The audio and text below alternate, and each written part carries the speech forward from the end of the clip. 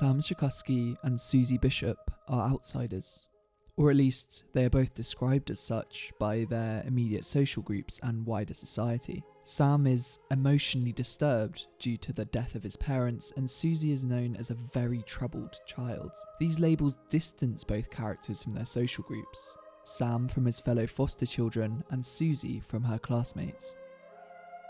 This separation is made visually apparent through Wes Anderson's use of uniform. During the pen pal sequence, Sam's striped shirt and matching trousers contrast with the white t-shirt and jeans donned by the other foster kids, whilst Suzy's tartan outfit marks her out from the rows of classmates wearing blue checkered dresses. Despite this similarity, the theme of uniform also helps show us how Sam and Suzy differ. In nearly every scene in New Penzance, Sam is wearing an immaculate khaki Scouts uniform. Following his struggles at the foster home, it seems that he is desperate to find acceptance within his scout troop. He takes pride in his uniform and duties as a scout, meticulously pitching sturdy tents and practicing survival skills, whilst the other scouts are told off for violating uniform codes and doing sloppy, dangerous work. Yet, despite being one of the most talented scouts, Sam is still unable to find acceptance at Camp Ivanhoe. He is simply unable to break free from the stigma of being emotionally disturbed. You know, you shouldn't be friends with him. Why not? Because he's crazy. Maybe you just don't know him. Actually, we know him a lot better than you. He's emotionally disturbed because his family died. Nick will be time up. This constant desire to fit in contrasts with Suzy's wish to carve her own path. Unlike Sam, she is never wearing a matching uniform and always seems to have her own distinctive outfit. Even in the Noah's Ark scene, where most of the other characters in the biblical tale have an identically dressed partner, Suzy stands alone, burning bright as an individual raven. This is perhaps what draws Sam to Suzy. He sees in her a certain self-expression that contrasts with his own institutionalized conformity. Indeed, Suzy is confident in her own passions and interests, happily taking Sam through her favourite records and novels whilst positively explaining the genres of the fantastical stories she's interested in. Sam, who has spent his life trying to conform to the rules and regulations of institutions, has little understanding of such individualized interests. When asked if he likes music, he simply shrugs impassively, suggesting he's never had the opportunity to develop his own tastes. Instead, he challenges Suzy for taking out too many library books and ultimately accuses her of stealing. These are all library books. In my school, you're only allowed to check out one at a time. Do you steal?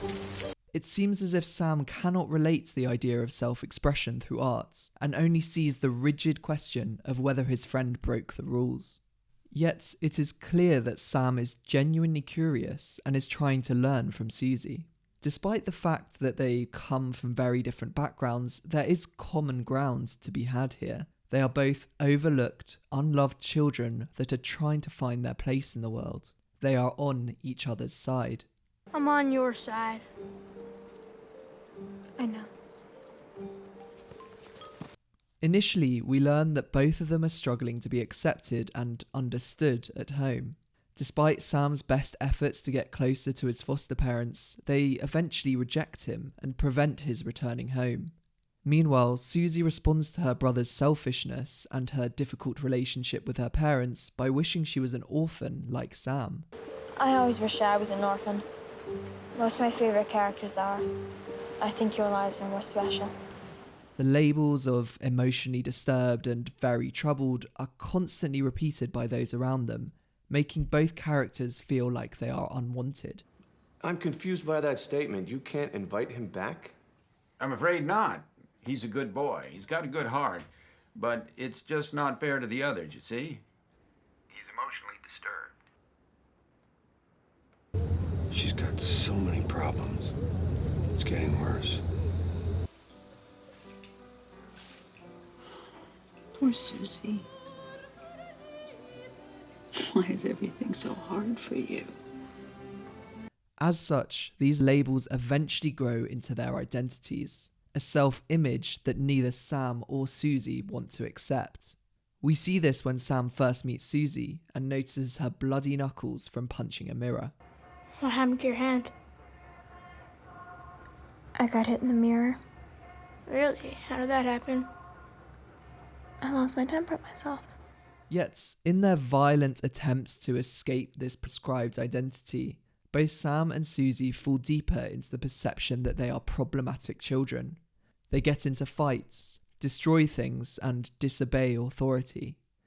Their identities are stuck, which is precisely what both characters fear. I want to go on adventures, I think. Not get stuck in one place. How about you? Go on adventures too. Not get stuck too. Unsurprisingly, both Sam and Suzy respond to their worsening isolation by seeking a different reality, one that accepts them for who they really are.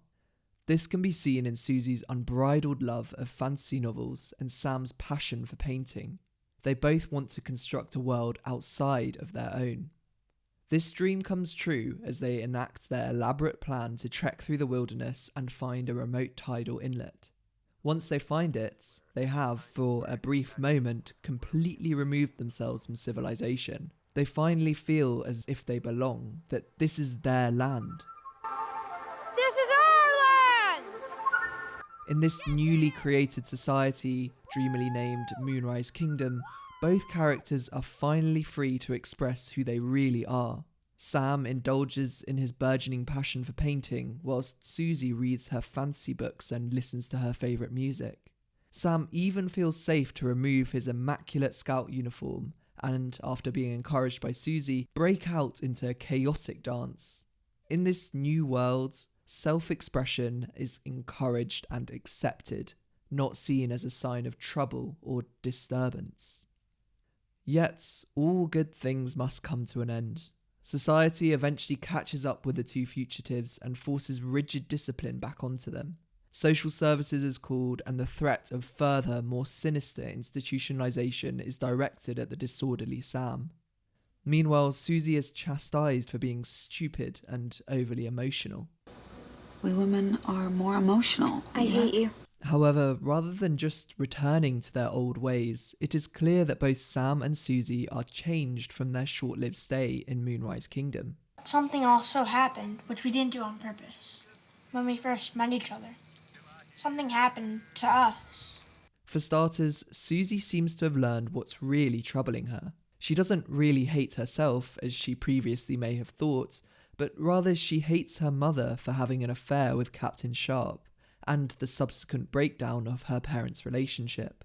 The effects of this strained home life are devastating and probably caused her antisocial behaviour. Therefore, when her mother finds the book about troubled children and shares a knowing glance with Suzy, the viewer is left to wonder who is really troubled here. Is Suzy a troubled child in of herself, or is she just the result of troubled parents?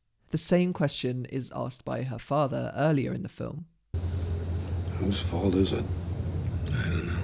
Suzy now seems to believe it's the fault of her parents. This allows her to finally break free of that identity-defining label. There is nothing wrong with her. Meanwhile, Sam's return to society can be seen through a gradual acceptance of who he really is. Far from the emotionally disturbed and unpopular child we met at the start of the movie, Sam starts to gain respect as a talented scout, an identity he has long sought. Similarly to Suzy, his troop now recognise that Sam's faults are not really his own, but rather a result of his status as an unloved orphan.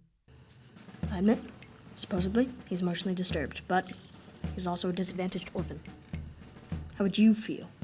Yet, instead of returning to his now much more accommodating troop, Sam decides that he wants to leave the organisation altogether. This can be seen as a result of Suzy's influence. In her self-assured nature, Suzy has shown that you don't need to conform to a group to be accepted. You just need to express yourself through your interests and passions for others to appreciate you.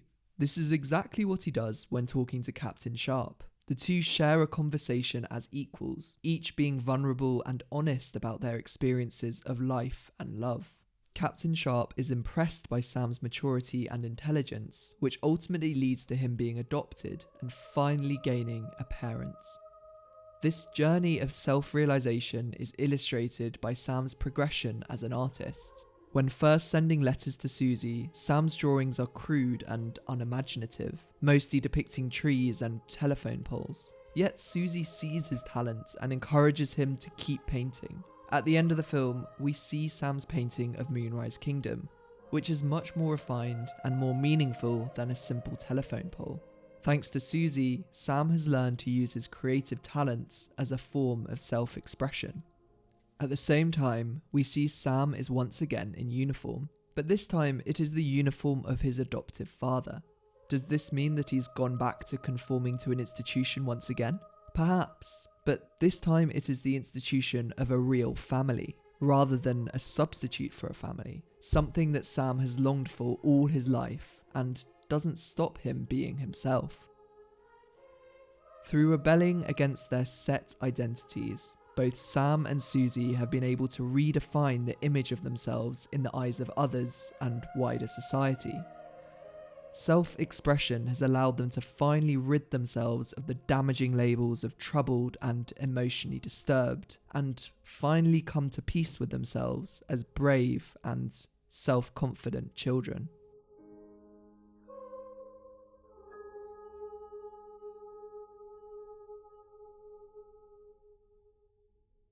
Thanks for watching. If you enjoyed this video, I'd be immensely grateful if you could like and subscribe. It really helps out. Thank you.